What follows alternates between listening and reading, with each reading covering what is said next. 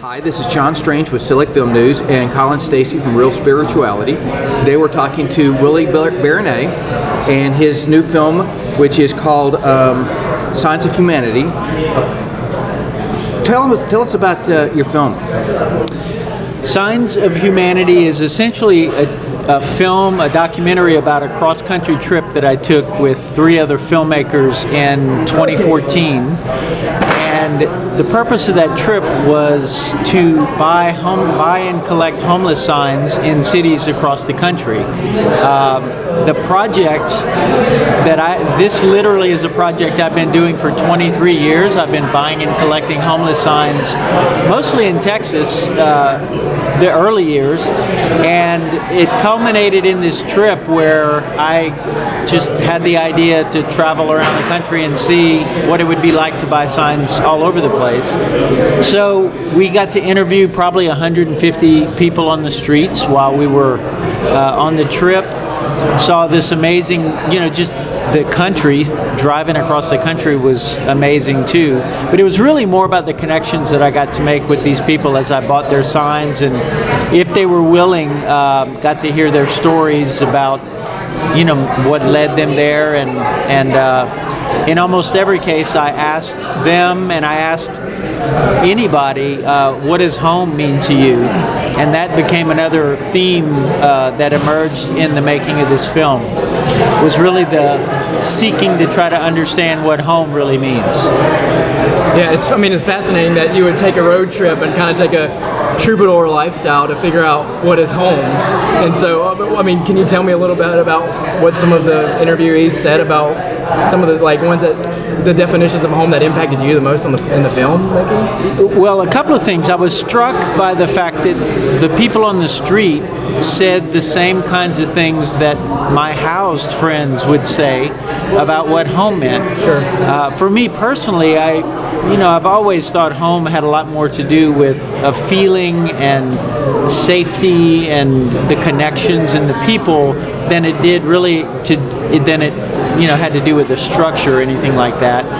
I think I heard from a lot of them the same things. I had a couple of people say it was where their dog was or where their friends were, and that they'd rather be next to their friends on the street than they would in a shelter or in a house if they didn't feel the comfort, of those connections. So it's usually in people they found their home, kind of thing. A lot of people said that. Now, some people said, hey, my home is under that bridge or on that concrete stoop. So it varied from person to person. So just out of curiosity, do you know the number of signs that you got during your trip? 272 on the trip. Yeah. Wow. And could you show us a couple of the signs you brought today? Oh, sure. And these, we've got a database now that we've cataloged. I've got over 1,000 signs, so I've been cataloging these. So some of these are from the trip. Some of these might just be, like this one was from San Francisco, I believe. And some of these I don't always remember where they came from. This one, I have quite a few signs from veterans. Some of them actually put their military ID right on their signs.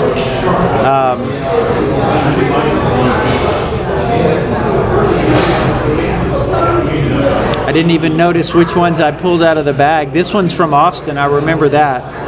That one's also from Austin.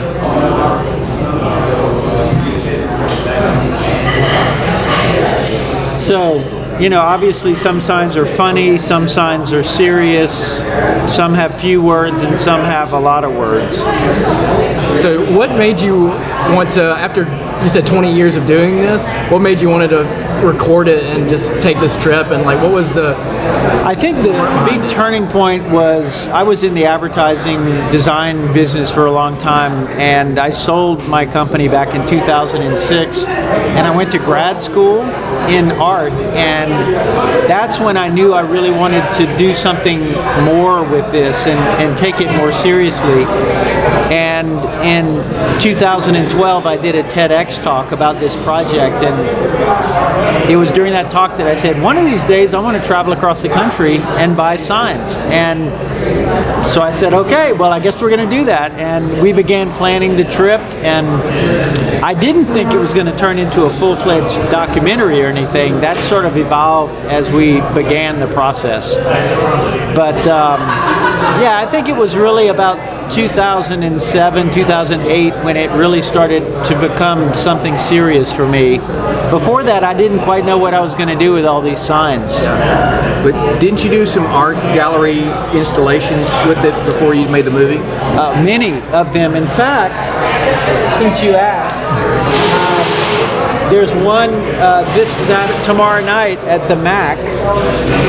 There's a show that's opening at the gallery, the MAC, and it's in conjunction with the Stew Pot, which is a shelter downtown, and they've got an art program. And so the Stew Pot artists are going to have their paintings there, and they get to keep the money that they make from the sale of those paintings.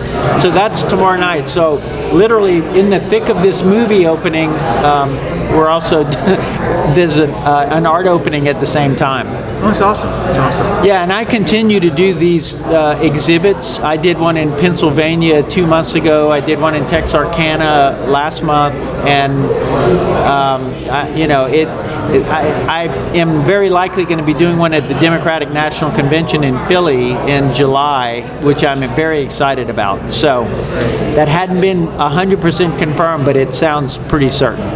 I mean, that's interesting because it seems like the age we're in right now, just kind of the fear of like political landscape. Like this sounds like a film that it's good for us to see. I mean, it's good to kind of. I mean, it sounds like it would bind us in a way. I mean, is that what your goal is, or? I hope it does, and I certainly want people to have just a little more compassion for people on the street, because it's easy to make up stories about who they are, and the truth is, at least for me, and I've talked to many hundreds of people on the streets, I don't know what their story is until I talk to them. Sure. So, and I do think it's not a partisan thing, because I've got friends who are hardcore liberals and hardcore conservatives, and they all seem to feel some connection to this. Sure. And that's the power of film. I mean, to tell those stories, to put those out there for, I mean, when we see them